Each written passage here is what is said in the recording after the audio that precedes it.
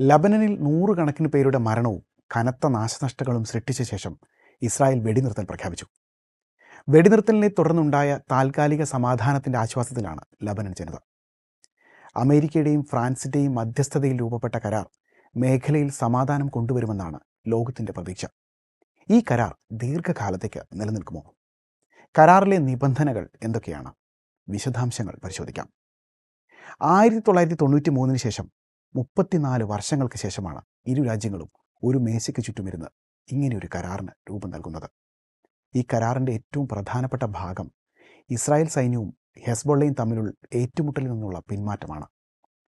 കരാറിലെ വ്യവസ്ഥകൾ അനുസരിച്ച് ലബനനിൽ കടന്നു കയറിയ ഇസ്രായേൽ സൈന്യം ഘട്ടം ഘട്ടമായി തങ്ങളുടെ അതിർത്തിയിലേക്ക് മടങ്ങണം.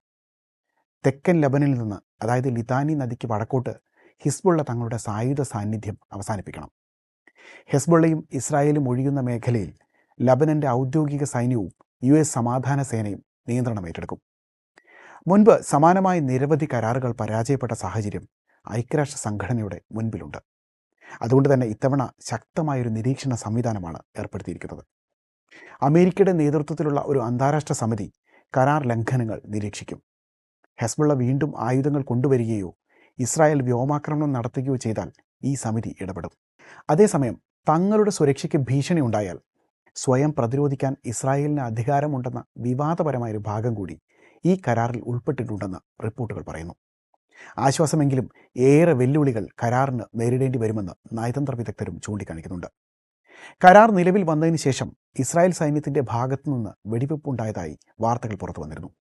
ഈ സാഹചര്യത്തിൽ ഹിസ്ബുള്ള തങ്ങളുടെ ആയുധശേഖരം പൂർണ്ണമായും മാറ്റാൻ തയ്യാറാകുമോ എന്നത് വലിയ ചോദ്യമായി അവശേഷിക്കുകയാണ്. ഇസ്രായേലിലെ തീവ്ര നിലപാടുകാർ ഈ കരാറിനെ നഖശികാന്തം എതിർത്ത് രംഗത്തുണ്ടെന്നതും വസ്തുതയാണ്. ഇതിനെല്ലാം അപ്പുറം ദക്ഷിണ ലബനൻ പൂർണ്ണമായി നിയന്ത്രിക്കാൻ ആവശ്യമായ ആയുധങ്ങളും ഫണ്ടും ലബനൻ സൈന്യത്തിനുണ്ടോ എന്നതും കണ്ടറിയേണ്ട കാര്യമാണ്. ഇസ്രായേൽ ഹിസ്ബുള്ള സംഘർഷത്തിൽ ലബനനിൽ ആയിരങ്ങൾക്കാണ് ജീവൻ നഷ്ടമായത്. ഇത്തവണ ജനവാസ കേന്ദ്രങ്ങൾക്കെതിരെയും അടിസ്ഥാന സൗകര്യങ്ങൾക്കെതിരെയും ഇസ്രായേൽ ആക്രമണം അഴിച്ചുവിടുന്നതായിരുന്നു കാണാനായത്.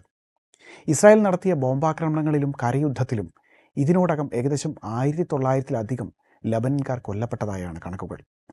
12 ലക്ഷത്തിലധികം ആളുകളാണ് തെക്കൻ ലബനിൽ നിന്ന് പലായനം ചെയ്തത്. വീടും നാടും വിട്ട് പലായനം ചെയ്ത ലക്ഷക്കണക്കിന് അഭയാർത്ഥികൾ തങ്ങളുടെ വീടുകളിലേക്ക് മടങ്ങാൻ കാത്തിരിക്കുകയാണ്.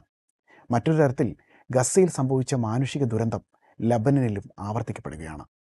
അതിർത്തികൾ മാറാം, ഭരണകൂടങ്ങൾ മാറാം, പക്ഷേ യുദ്ധത്തിൻ്റെ ഇരകളാകുന്നത് എപ്പോഴും സാധാരണക്കാരായ മനുഷ്യരാണ്. കഴിഞ്ഞ ദിവസം നിലവിൽ വന്ന വെടിനിർത്തൽ കേവലം ഒരു താൽക്കാലിക ആശ്വാസത്തിനപ്പുറം മധ്യേഷ്യയിൽ സമാധാനം ഉറപ്പാക്കുന്നതിലേക്കുള്ള ആദ്യ പടിയായി മാറേണ്ടതുണ്ട്.